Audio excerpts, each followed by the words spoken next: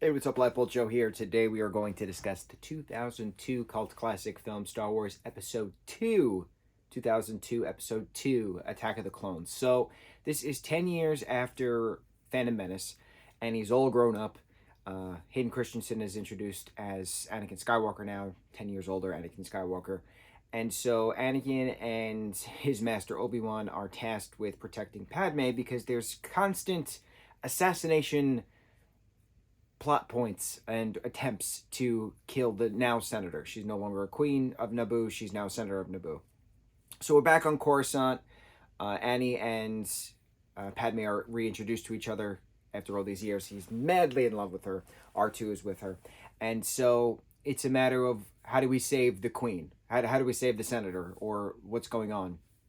They unfoil the plots from one particular assassin, and the speedster chasing through racing, if you will, speed racing, through Coruscant is some of the coolest cinematography shots. Just going through the different buildings, going through the different streams of the vehicles. It just genuinely feels like a video game in a steampunk kind of aspect, and a future steampunk aspect, and it's so visually stunning. And I am absolutely obsessed with the beginning of that. Just the racing and the chasing and the jumping and the bro. It's just so cool watching those speedster races on Coruscant. I just absolutely love it. And to watch Annie go from a pod racer to a speed racer now, it's just so cool. I love it. Absolutely love it. So then, it's then decided that Annie is to take Padme back to Naboo for her safety. But while this stuff is going on, the Trade Federation leader who wanted Padme to be killed in the first film he's had 10 years of angst that Naboo won the Battle of Naboo, that they were kicked off, that the Trade Federation was kicked off with the droid army. And so there's now discomfort, there's now displeasure with the Senate, with various a thousand different star systems are starting to pull out of the Republic and causing the separatists. So we have the separatists now versus the Republic. And why is everybody upset with how new Chancellor Palpatine is handling things? What's going on? Why is there no common ground?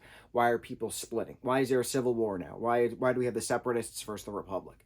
So we find out that there's a clone army being built by the Kaminoans, on Kamino, that was issued from a Jedi. And Obi-Wan is trying to track down this bounty hunter who hired this assassin to initially kill Padme. The only reason he found out about this clone army is because of the attempted assassination of Padme. So he goes to Kamino.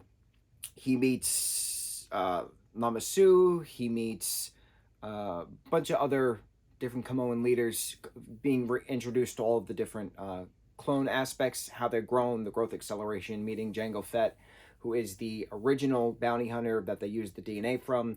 He wanted an unaltered clone, his now son, Boba Fett. So we get that introduction where the Fetts come through, the Slave One ship is here.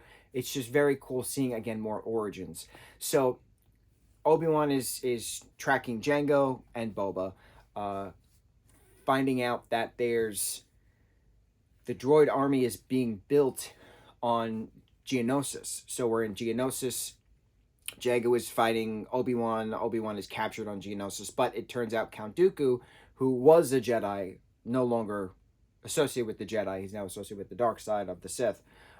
He is working for, we know as Emperor Palpatine, Chancellor Palpatine / the Sith Lord, Darth Sidious, is playing both sides of the field. He's playing both Separatist side and he's playing both Republic side. So he obviously is the one who helped initiate the clone army. It's assumed that he helped initiate the creation of the clone army over 10 years ago. It's shown that he says everything's going now according to plan because the war has now started. That the drone army is being created and distributed on Geonosis, and the clones are being created and distributed on Camino. So we have the origins of that stuff going on. This is an extremely important film because it leads right into Clone Wars, the 2003 animated show, hand-drawn animated show, the 2008 CGI animated show, which had 7 seasons, which has the crossover splicing of episode 3, plus the 2008 CGI film, which was the theatrical release, which we are watching next because it leads into the show, which then leads into splicing of episode 3. I'm scratching do this in chronological order, as in release date, because now the story is very prevalent. So I'm going to do it this way now. While all of that clone stuff and droid stuff is going on, right? Battle of Geonosis is my absolute all-time favorite Star Wars moment within any of the films. It's just so gorgeous, the battles. We'll get to that. But the stuff on Naboo that's happening with Annie and Padme, their feelings starting to grow, him starting to have nightmares about his mother, them going to Tatooine to try to save his mother, to see these premonitions, meeting Owen, Lars, and his then girlfriend, Beru, at the Lars family farm. They're moisture farmers. And we know the Lars family from Aunt Beru and Uncle Owen. We know them first introduced in the very first Star Wars, New Hope, 1977. So what happened? How did his mom get to them? Well, his mom was sold, because she was still a slave, to the farmer, but he freed her. They got married, but then she was taken by Tuskens a month prior to Annie and R2 and Padme being there. So R2 is now reintroduced to 3PO, which was pretty neat. And then Annie just finds his mom in the Tusken village and dies in her arms. And it's so hard to watch this because you know the character, right? You know the character becomes Darth Vader. You know he eventually fulfills the prophecy by throwing Emperor Palpatine off to bring balance to the Force, right? You know that. But you know that there's horrors that he does throughout getting to that moment. You know that there's horrors that he commits within the Tuskens. You know that there's horrors he commits within Episode 3, where he literally kills all the younglings. And it's the first Star Wars film that has to be rated PG-13. I don't think this one is PG-13. I think this one's still PG. Could be mistaken. But you know that he does horrors. He does horrors in the Kenobi series. You know, he does horrors throughout ruling the Empire prior to then our introduction to him, technically, within Episode 4, A New Hope.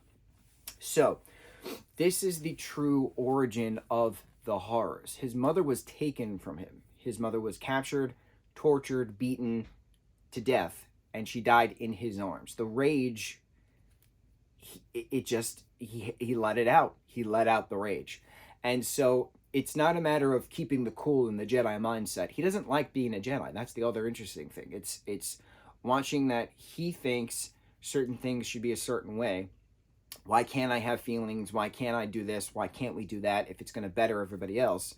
In his mind, he thinks that these things. So, and that's what's neat about him training Ahsoka moving forward within Clone Wars, the 2008 film, and the show.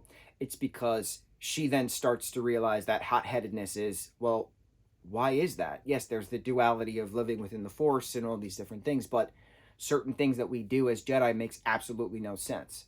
No sense. Why are we only associated with the politicians when it's the people that need us? Things, right?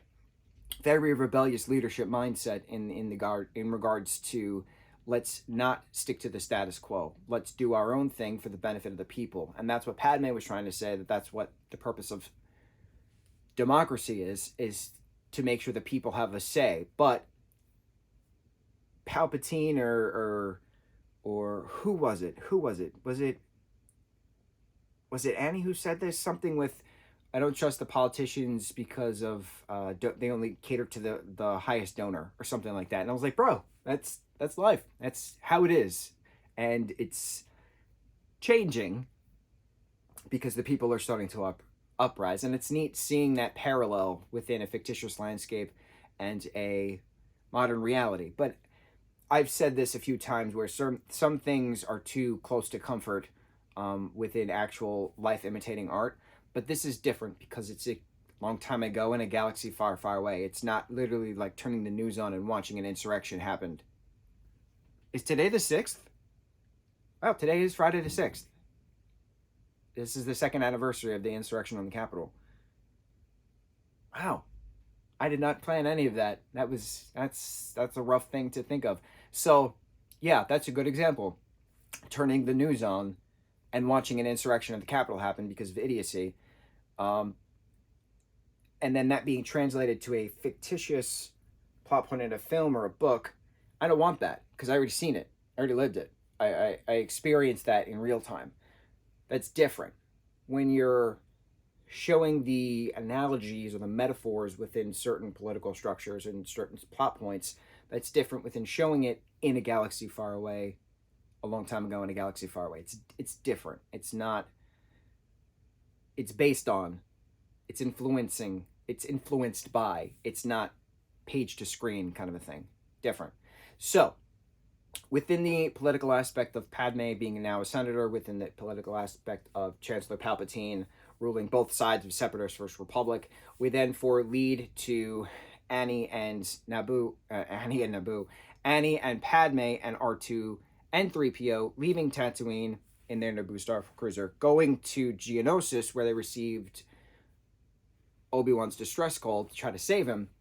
And then that's when they're captured, and that's when they're thrown into the Coliseum, and that's when the three creatures, the three beasts, start their attack on Padme, Annie, and Obi-Wan respectively, and then it's just chaos. The Jedi arrive to fight Dooku because the plot has been revealed. The droids come in to fight the Jedi, and this is the first time we've ever seen a mass amount of Jedi face a mass amount of droids. It's different because it's like playing a video game. It's very immersive within certain camera angles and seeing things. It's not like watching another World War II movie. It's watching a space war, which is different. You don't get many of those. So it's cool watching it. It's very neat how it's all put together, force fields and blaster versus lightsaber, the physics of all these different things. It's different because you don't know what to expect. It's cool. So then Yoda, going to Kamino to check on the clone army while all this is happening, brings the clones to Geonosis. This is the first battle where we have clones versus droids, which leads into the entirety of the 7 seasons of the Clone Wars, plus The Bad Batch, which is another glorious TV show. But it's the first moment. So there's a lot of first moments in this. There's a lot of important plot points within this movie, which launches decades worth of material leading into the splicing of season 7 of Clone Wars and the TV show Clone Wars and episode 3, Revenge of the Sith. Very important to watch that all going together because it's one massive, massive story. So if there's a massive story between episode 2 and 3, and then we know after 3, Bad Batch does their stuff, Mandalorian does his stuff, Boba Fett does his stuff, right? We know that stuff is going on, right? We know that. And Rebels is doing their stuff in between all of this. But what happened during the 10 years between episode 1, Phantom Menace, and Clone Wars? I mean, we get Darth Maul's backstory of he was found in the junkyard, he was given the spider legs, he went absolutely crazy, all these different things, right? All that stuff's happening behind the scenes. Different bounty hunter stuff is happening behind the scenes. Hondo is doing his pirate stuff, all behind the scenes. Like, we get that, but what's the main storyline? What's the main Jedi line? What's going on during that 10 years? I actually don't know, and I'm very curious, canonically, what happens during that 10 years. Anakin's training things, right? Stuff. They gloss over stuff, but what happens here, right? I want to know. We know here. I want to know here. So, we'll see if we ever get a here. Going forward, Padme and Anakin secretly marrying on Naboo at the end with R2 and 3PO present. It's glorious. I forgot how much romance is in this film. I love this film. I love this film. This brings so much story to everything. It's an incredible film. Incredible story, incredible film, incredible groundwork laid for the upcoming story then. So we're gonna watch the hour-and-a-half long CGI 2008 Clone Wars film where Ahsoka's introduced. The plot point is they're saving Jabba's son, right? Very simple. It's like 3 episodes of the of the 2008 Clone Wars series. So I forget when the movie came out in regards to this show. We're going to look up dates. But I know I originally planned on watching everything when it was released, right? 77, 80, 83, 99, 02, 05, 08.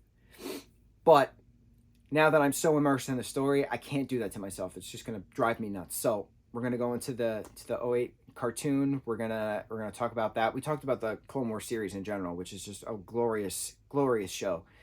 So much, man. So much to learn, so much to do, so much to see, so much Force to be experienced. May the Force be with you. On to the next review. Mucho mahalo.